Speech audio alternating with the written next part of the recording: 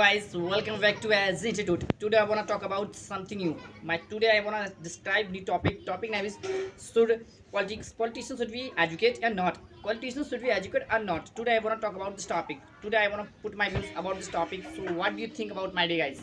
Politicians should we educate or not? And according to me, my day, guys, politicians should be educate because politicians should be educate. So that's why they can grow very effectively of the economics. They can grow country very well. It's a very essential, my dear guys, because politicians should be educated, so that's why they can understand the people, they can connect the audience, they can influence the people. They will be great leader for the country because politicians should be politicians should not be educated. Politicians should be not must be educated.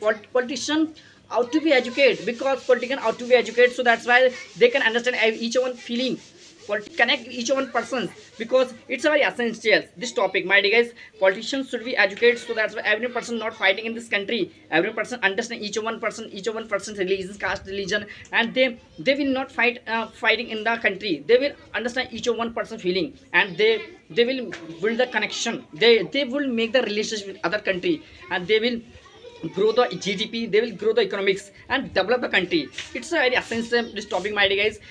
Politicians ought to be educated because it's a big reason.